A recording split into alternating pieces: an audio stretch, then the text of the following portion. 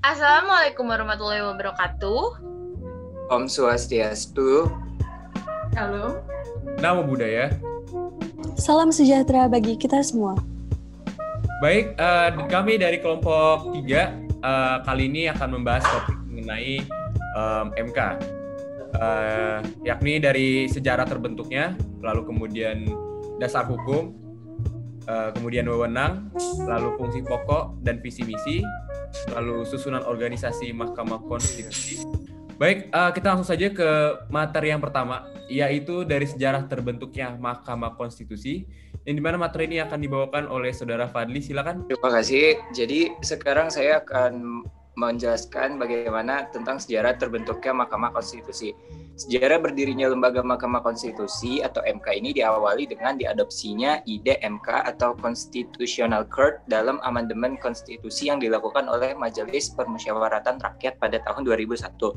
Sebagaimana dirumuskan dalam ketentuan pasal 24 ayat 2, pasal 24C, dan pasal 7B UUD 1945 hasil perubahan ketiga yang disahkan pada 9 November 2001. Ide pembentukan MK ini merupakan salah satu perkembangan pemikiran hukum dan kenegaraan modern yang muncul di abad ke-20.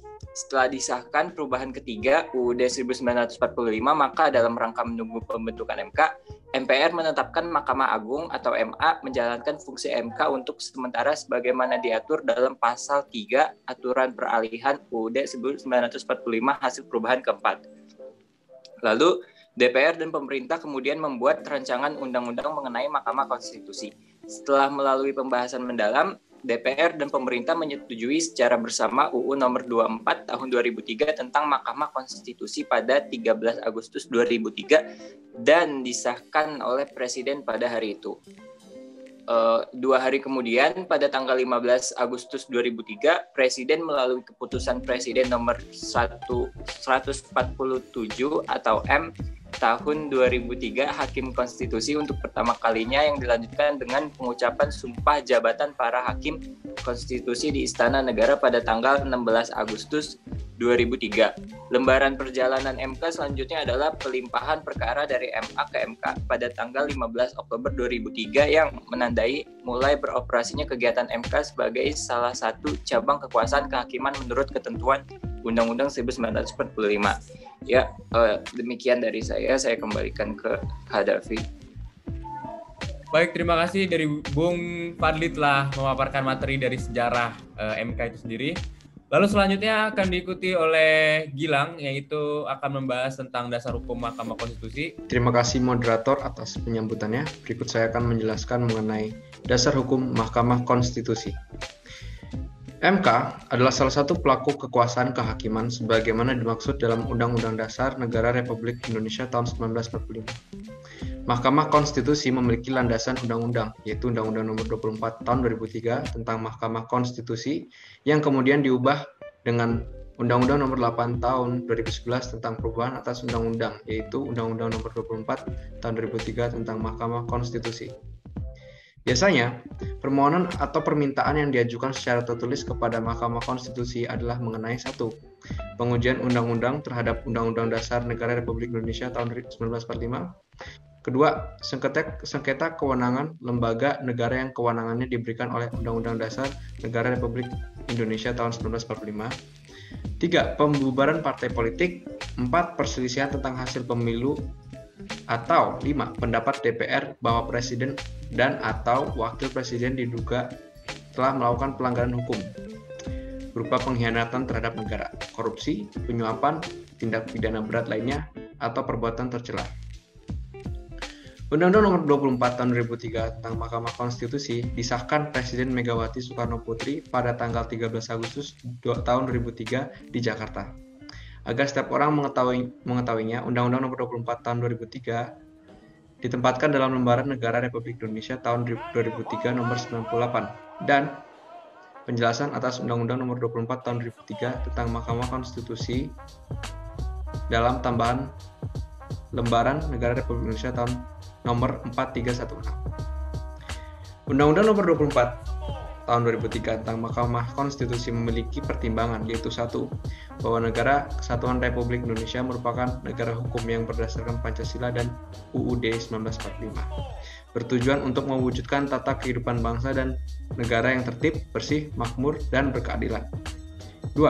Bahwa Mahkamah Konstitusi sebagai salah satu pelaku kekuasaan kehakiman mempunyai peranan penting dalam usaha menegakkan konstitusi dan prinsip negara hukum sesuai dengan tugas dan wewenangnya, sebagaimana ditentukan dalam UUD 1945.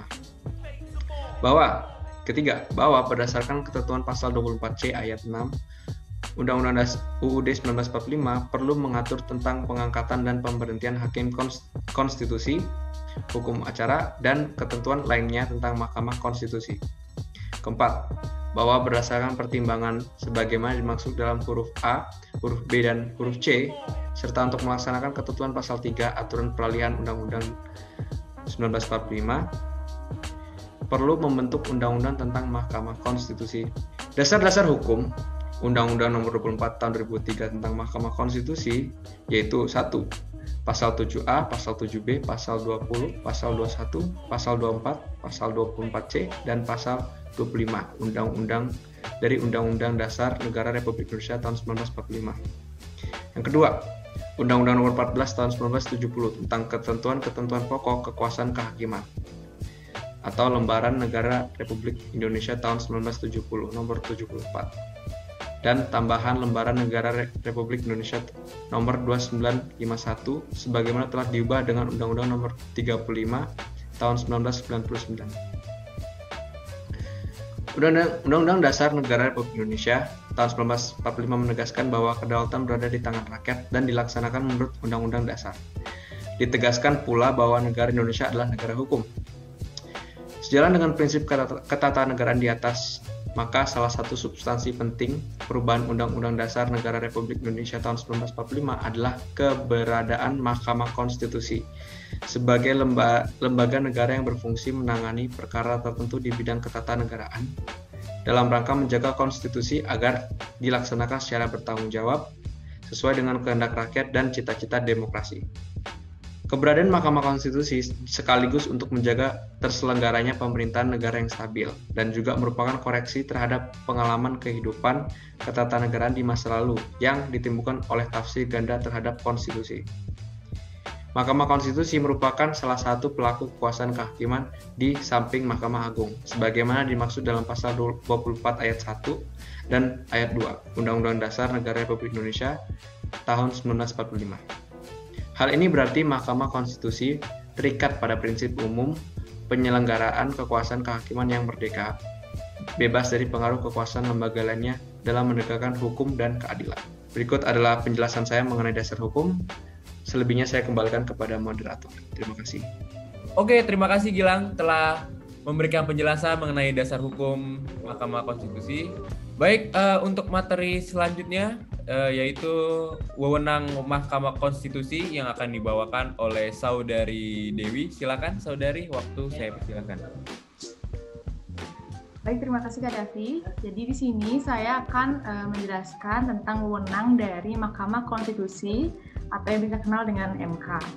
Nah, secara umum MK ini mempunyai 4 kewenangan dan 1 kewajiban.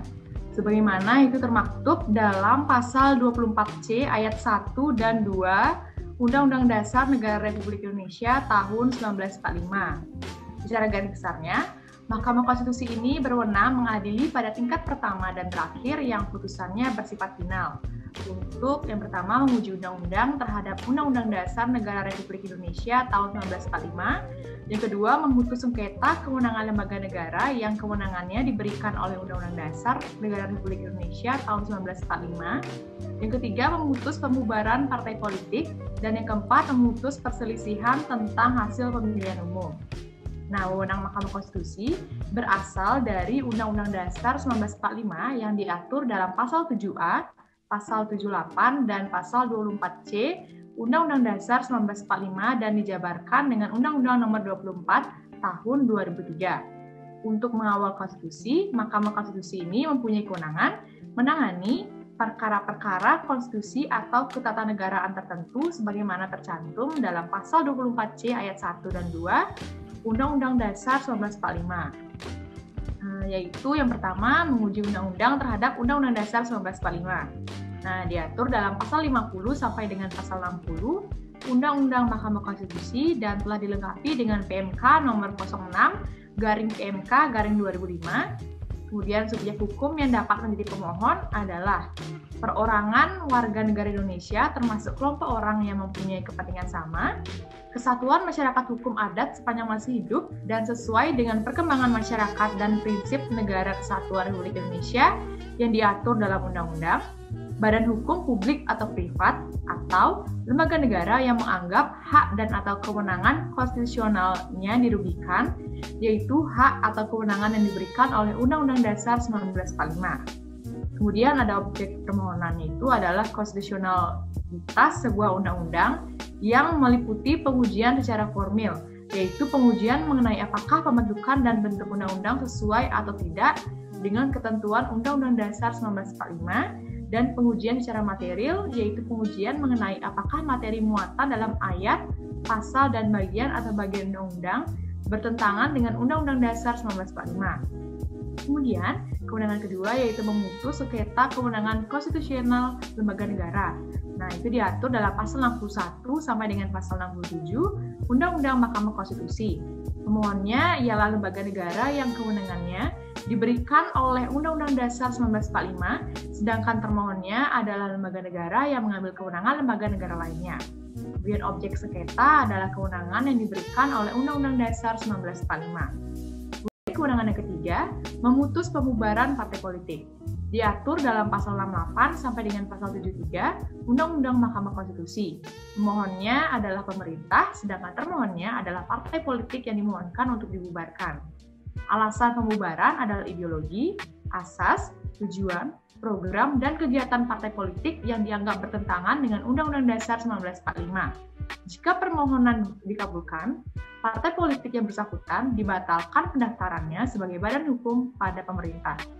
Kemudian kewenangan keempat yaitu memutus perselisihan hasil pemilihan umum atau pemilu. Diatur dalam pasal 74 sampai dengan pasal 79 Undang-Undang Mahkamah Konstitusi dan dilengkapi dengan PMK nomor 04/PMK/2004 dan PMK nomor 05/PMK/2004. Pemohonnya adalah perorangan peserta pemilu Dewan Perwakilan Daerah, partai politik peserta pemilu, dan pasangan calon presiden atau calon wakil presiden peserta pemilu presiden dan wakil presiden, sedangkan termohonnya adalah Komisi Pemilihan Umum. Objek perselisihannya ialah penetapan hasil pemilu oleh Komisi Pemilihan Umum.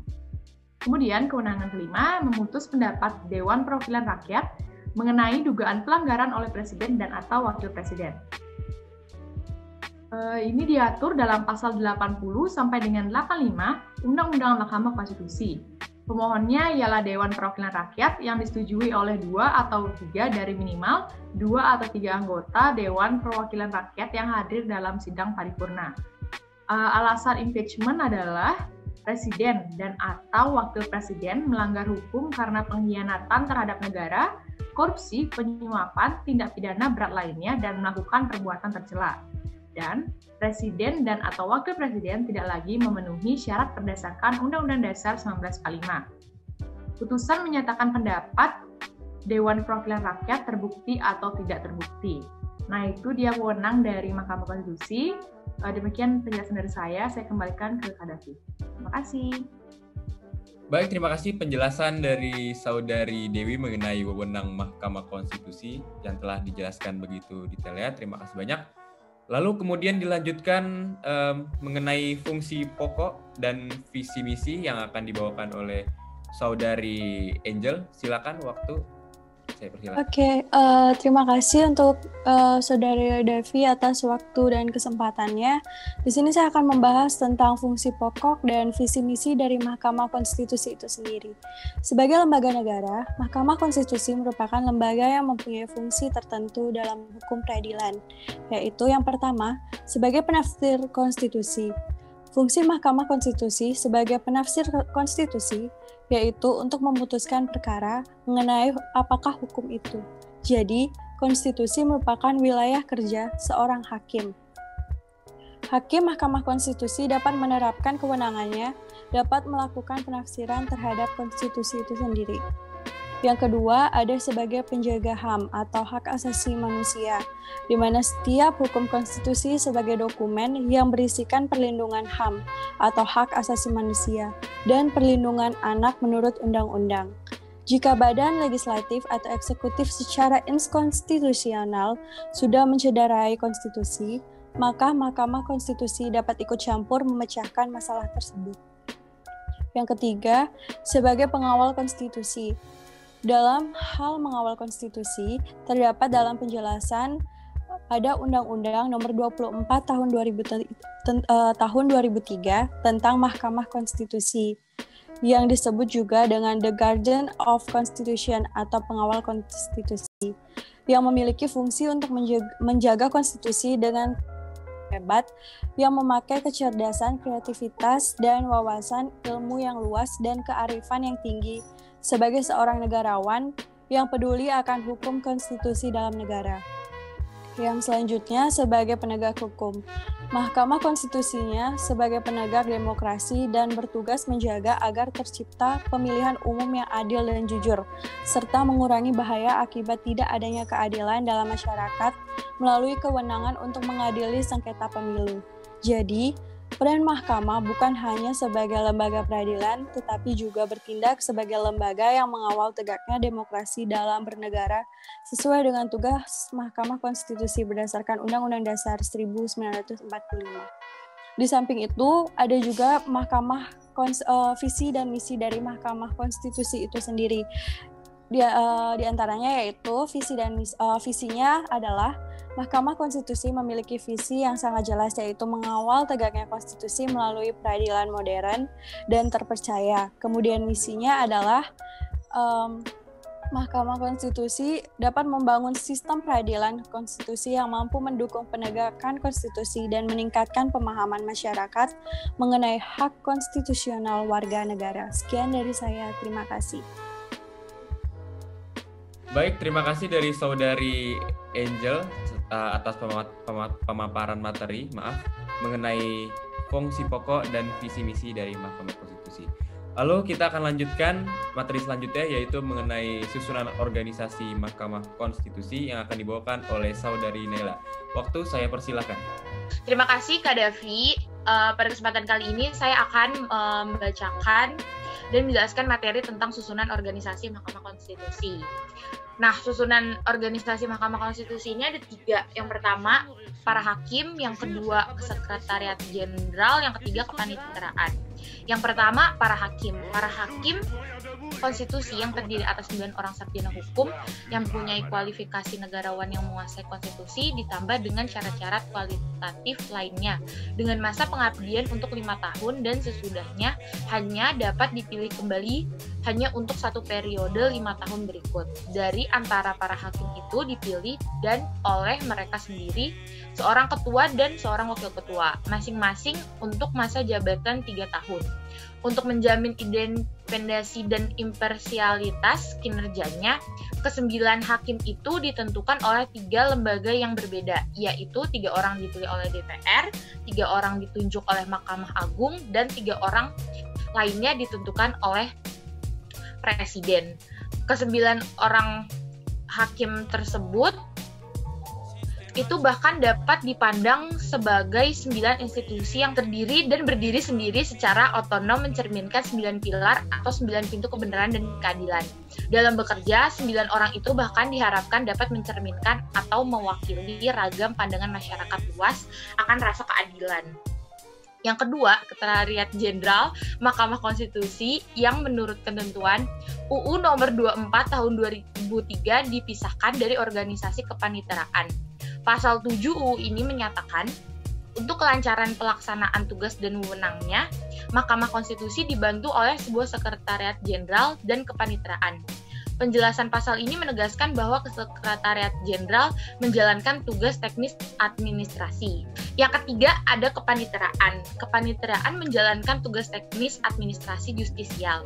Pembedaan dan pemisahan ini tidak lain dimaksudkan untuk menjamin agar administrasi peradilan atau administrasi justisial di bawah kepaniteraan tidak tercampur aduk dengan administrasi non-justisial yang menjadi tanggung jawab Sekretariat Jenderal. baik Sekretariat Jenderal maupun kepaniteraan masing-masing dipimpin oleh seorang pejabat tinggi yang ditetapkan dengan keputusan Presiden. Dengan demikian, Sekretaris Jenderal dan Panitera sama-sama mempunyai kedudukan sebagai pejabat eselon 1A. Untuk menjamin kemandirian MK di bidang finansial, maka UU Nomor 24 2003 juga menegaskan bahwa Mahkamah Konstitusi mempunyai anggaran tersendiri dalam APBN. Sekian materi yang dapat saya jelaskan tentang susunan organisasi MK. Saya kembalikan kepada Kak Davi. Baik, terima kasih dari Saudari Naila atas penjelasan mengenai susunan organisasi Mahkamah Konstitusi. Baik, sekian materi yang dapat saya sampaikan dan teman-teman juga yang telah menyampaikan materi, saya ucapkan terima kasih banyak dan mohon maaf sebesar-besarnya apabila saya sendiri dan teman-teman saya sendiri terdapat kesalahan dalam menyampaikan materi. Tapi kami harap itu dapat dijadikan pelajaran untuk kami ke depannya. Sekian dari saya dan teman-teman saya ucapkan Wassalamualaikum warahmatullahi wabarakatuh. Om Santi Om. Shalom. Nama budaya Dan salam sejahtera bagi kita semua.